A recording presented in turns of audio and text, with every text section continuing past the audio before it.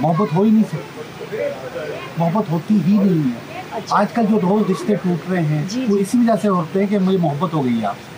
अच्छा, लोग हर जगह यही बोल रहे हैं, मोहब्बत नहीं हो सकती। पिछली कई वीडियो से आप देख रहे हैं कि मुसलसल एक ही टॉपिक चल रहा है कि रिलेशनशिप टूट गया, शादी नाकाम हो गई, धोखा हो गया वगैरह वगैरह। तो मैंने ये सोचा कि भाई मालूम किया जाए सच्ची मोहब्बत कहीं है भी कि नहीं, या शादियाँ कुछ नाकाम जो होती हैं उनमें से कुछ शादियाँ कामयाब भी होती होंगी और कुछ जोड़े जो हैं वो बहुत खुशबाश और हंसमुख भी होंगे और हंसते खेलते ज़िंदगी गुजार रहे होंगे। उनकी तलाश में हम निकले तो मैंने आपको सोचा कि मिलवाया जाए एक ऐसे बहुत ही रोमांटिक जोड़े से। बहुत शानदार कपल है ये, और ये मशहूर है टैरो कपल के नाम से। टैरो कपल के नाम से आप समझ गए होंगे कि ये टैरो कार्ड निकालते हैं, पामिस्ट भी हैं, एक जैसे कपड़े पहनते हैं आमतौर पर, एक जैसे हुनर है इनके, एक जैसी इनकी बातचीत है। और मॉर्निंग शो में आपने देखा होगा कई चैनल्स पे होते हैं ये, आमतौर पर जो है सेलिब्रिटीज़ के टैरो कार्ड निकालते हैं। तो मैंने कहा आज इनकी जो है हाउस ऑफ मिस्ट्रीज़ पे छापा मारा जाए और इनसे बात की जाए और इनकी कामयाब ज़िंदगी का राज मालूम किया जाए कि आखिर ये इतने अच्छी तरह से ज़िंदगी गुजार रहे हैं माशाल्लाह से, तो इसका राज क्या है। तो आइए आपको हाउस ऑफ मिस्ट्री लेकर चलते हैं, आए हमारे साथ। ये देखिए जनाब, हम आ गए हाउस ऑफ मिस्ट्री और यहाँ पर ये दोनों बैठे हुए हैं, ये हंसों का जोड़ा बैठा हुआ है यहाँ पर, और आज इनके पास हम आए हैं बातचीत करने, आपको मिलवाने के लिए। आइए आप इनसे बात करते हैं। अस्सलाम वालेकुम, क्या हाल है, कैसे हैं आप? कैसी हो, ठीक हो? हाँ मैं ठीक हूँ माशाल्लाह, आप लोग बहुत अच्छे लग रहे हैं। आज हमने सोचा आपसे बातचीत की जाए। और अंजुम है, ये अंजुम जोगी माशाल्लाह, और ये लियाकत जोगी है जो टैरो कपल के नाम से मशहूर है, और ये इनका बहुत खूबसूरत है हाउस ऑफ मिस्ट्री। और इसकी क्या मिस्ट्री है ये भी पूछते हैं इनसे। तो अंजुम आप भी आइए हमारे साथ, और ये करीब यहाँ पर सेटिंग कर लें हम।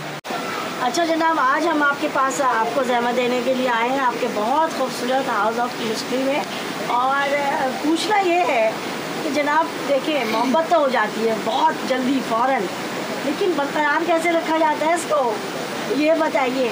माशाल्लाह आप लोगों ने कैसे इसको बरकरार रखा, बताएं, शुरू करें आप। क्या बोलेंगे? असल में इन्होंने कह तो दिया कि शुरू करें आप, लेकिन शुरू इसी को करना चाहिए। उसकी वजह ये कि आपको पता है मैं शादीशुदा बच्चों का बाप, घर में 3 बच्चे और एक बीवी, और उस घर में इसने कैसे एडजस्ट किया, हमें उस तरफ आ रही थी अभी। इसने कैसे एडजस्ट किया। तो पहला सवाल तो इससे बनता है, मुझसे तो नहीं बनता। मैं तो शौहर हूँ, मैं तो कहूँगा यहीं रहो भाई, यहीं पे जीना है, यहीं पे मरना है। लेकिन इसने कैसे एडजस्ट किया ये इससे पूछना चाहिए, और किस तरह चलाया है ये इससे पूछना। जी जी, लेकिन मैं मोहब्बत की बात कर रही हूँ ना, कि मोहब्बत हुई आपको और आपने शादी की, ठीक है, आपको मोहब्बत हुई और अभी तक वो मोहब्बत बरकरार है, क्योंकि आपको बताने की ज़रूरत नहीं है। आपके दोनों के जो बॉडी लैंग्वेज है, जो आपकी खुशी है, जो माशाल्लाह आपकी अंडरस्टैंडिंग है, आप टैरो कपल के नाम से मशहूर हैं और हम आपको देखते हैं तो वाकई वो खुशी आप लोगों के चेहरों पे नज़र आती है, आपकी पूरी पर्सनैलिटी में मोहब्बत नज़र आती है। तो वो मोहब्बत जो है उसको संभाल के रखा आपने, और अभी तक वो आपके चेहरों पे ऐसा लग रहा है अभी शादी नहीं आप बाकायदा शर्माहट भी आ गई। अच्छा, सबसे पहली बात है कि जहाँ पे मोहब्बत होती है ना, वहीं पे रिश्ते टूटते हैं। अच्छा, हाँ, मोहब्बत हो ही नहीं सकती, मोहब्बत होती ही नहीं है।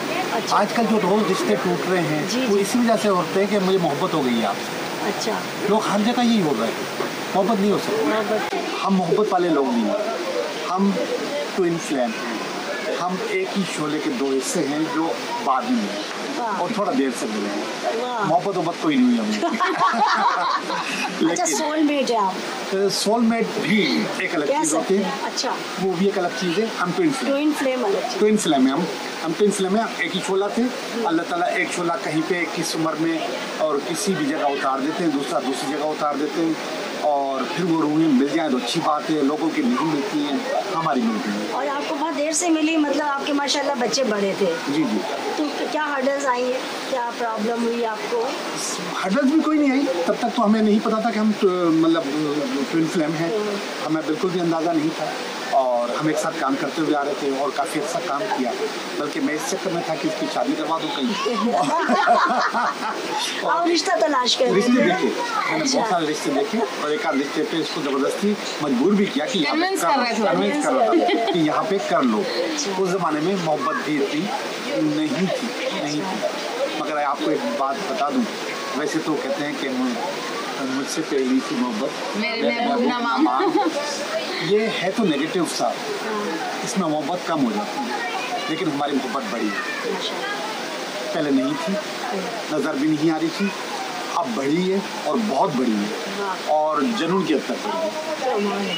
तो इसी का तो राज पूछने आई हूँ मैं, क्या करना चाहिए और लोगों को? वो तो कर ही नहीं सकता बंदा, कभी तो कुछ भी नहीं कर सकता, ये आपके अंदर से निकलती है। हाँ, कुछ चीज़ें नेचुरली अंदर से निकलती हैं और उसमें जो थोड़ा बहुत हमारा किरदार होता है ना, वो ये होता है कि हम चीज़ों को कितना ओन कर रहे हैं और कितनी अंडरस्टैंडिंग है।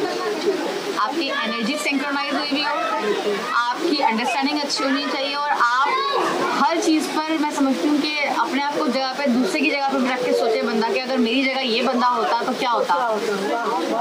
वो होता नहीं है लोगों से, वो अपनी मैं चल रही होती है, अपने हुकूक चाहिए, अपनी क्या कहते हैं शराइत पूरी करनी होती हैं, अपनी मर्जी करनी होती है। वहाँ के बंदा ना फिर अपनी मैं का शिकार होकर चीज़ें ख़राब करता है। ठीक है।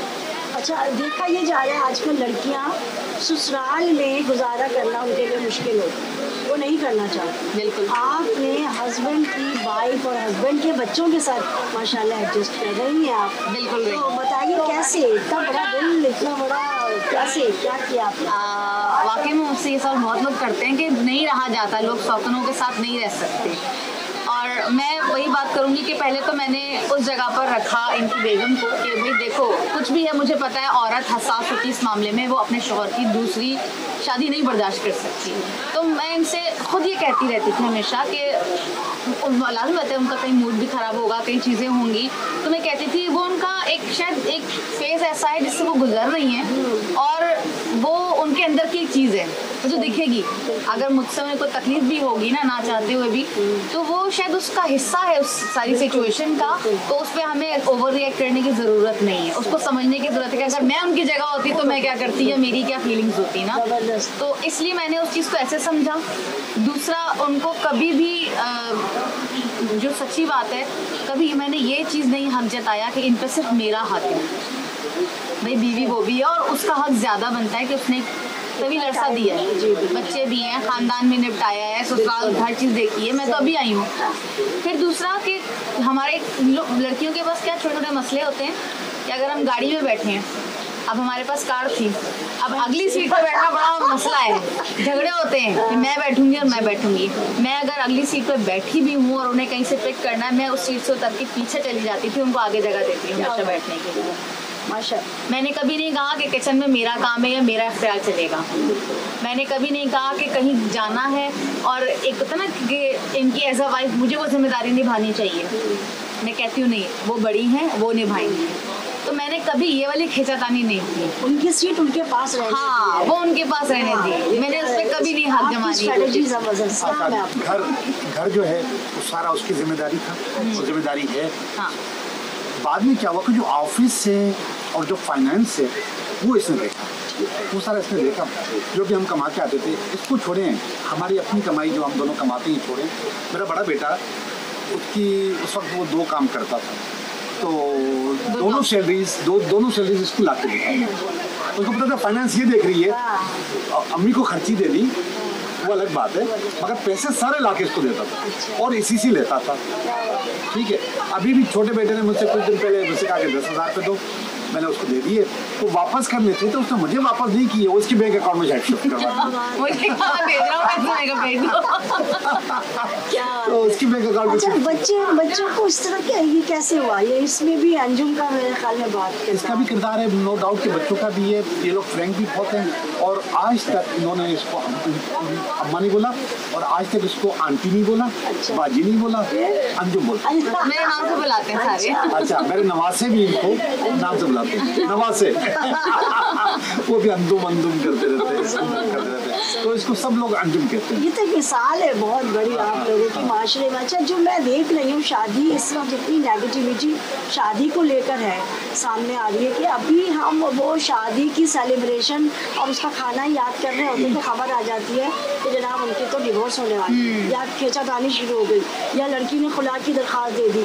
तो ये सारे माहौल में जब मैं आप लोगों को देखती हूँ तो आप तो मुझे एक लाइट हाउस लगते हैं समंदर में कि रास्ता दिखा रहे हैं जहाज़ों को। तो हमारे पास भी ज़्यादातर जो लोग आते हैं यहाँ पर काउंसलिंग के लिए, केयरों के लिए, उसमें यही प्रॉब्लम है। हमने ऐसे बड़े बहुत कपल देखे हैं जो शादी से पहले एक दूसरे के लिए मर रहे थे और मारने को भी तैयार थे कि हमने शादी करनी है सूरत में, और बाद में एक दूसरे को मारा उन्होंने। मार कुटाई बकायदा मारा एक दूसरे को। अच्छा, ये तो दूसरी शादी का मसला तो एक अलग मसला है। जिनकी पहली शादियां भी उनके बाद भी मसले बहुत हैं, ठीक है ना। कल मैं वो आपने उनका जिक्र सुना होगा अक्सर, वो खलील रहमान जी, कमर, हाँ, वो उनका नाम पूरा याद नहीं रहता मुझे। उनका एक कोट मैंने पढ़ी, वो कहने लगे कि असल में जब सास और बहू, मसला सारा होता है सास बहू का, जी जी, कि सास बहू में जब लड़ाई होती है या झगड़े होते हैं तो वो असल में सास बहू का झगड़ा नहीं हो रहा था, वो दो माओं का झगड़ा हो रहा था। क्योंकि अच्छी बीवी ही वो है जो अपने शौहर का माँ की तरह ख्याल रख रही होती है, और माँ को वही इनसिक्योरिटी शुरू हो जाती है कि मेरा बेटा तो अब मेरे पास से गया, उसको इतनी अच्छी बीवी मिल गई। तो दो माओं की जंग होती है, वो सास बहू की जंग नहीं होती है। तो अगर बीवी इतनी अच्छी मिल जाए तो भी ये मसले होते हैं, क्योंकि वो अपने शौहर को ज़्यादा तो ख्याल करती है हर चीज़ की, उसका खाना पीना, उसका उठना बैठना, हर चीज़ को वो ओन कर रही होती है। तो सासें थोड़ी सी इनसिक्योर हो जाती हैं। उन्होंने जो बचपन से जवान किया अपना बेटा, उनको लगता है कि बस अब शायद हमारा बेटा हमारा नहीं रहेगा। लेकिन यहीं पर मैं कहूँगी कि उन सासों को भी समझना चाहिए और उन लड़कियों को भी जिनकी शादी होती है कि आप कभी उसकी जगह नहीं ले सकते, वो कभी आपकी जगह नहीं ले सकते। बीवी की अलग जगह है, माँ की अलग जगह है, और यही तवाज़ुन एक मर्द को बरकरार रखने की अशद ज़रूरत होती है। क्योंकि अगर आपका मर्द मजबूत नहीं है, कुछ नहीं हो सकता, चाहे वो दूसरी शादी का मसला हो, पहली शादी का मसला हो। जब मर्द मजबूत है, बैलेंस करना जानता है अपनी घरेलू लाइफ के अंदर, तो ही वो ज़िंदगी अच्छी चल सकती है। वरना औरतें लड़ती हैं, ऐसा नहीं कि नहीं लड़ती हैं, सब कुछ करती है, जलन असद भी होता है, सब कुछ होता है, देरानी जेठानियों में होता है, सगी बहनों में होता है, सब में होता है। ये सिर्फ मतलब आपके कहने का मतलब ये है कि अगर हम दूसरे की हक को तस्लीम कर लें और उसको छीनने की कोशिश ना करें तो सबको अपना अपना हिस्सा प्रॉपर मिलता है, तो कभी क्लैश ना हो, रिश्ते अच्छे बरकरार हैं, उनका हुस्न बरकरार रहेगा। बिल्कुल।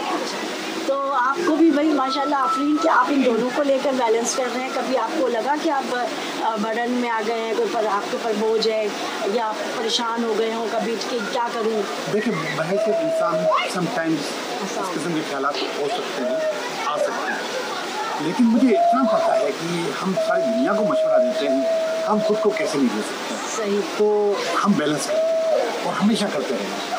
हमने कभी किसी के साथ जाती नहीं की, किसी सूरत में नहीं की, न इसके साथ न उसके साथ। हाँ, छोटी छोटी गलतियाँ बहस इंसान होती भी हैं, तो फिर उसको जहाँ पे मैंने गलती की इनके साथ, इन्होंने उसको कबूल कर लिया, उनके साथ की उन्होंने कबूल कर लिया, इन दोनों ने की, मैंने कबूल कर लिया, चीज़ें बेहतर से बेहतर होती चली।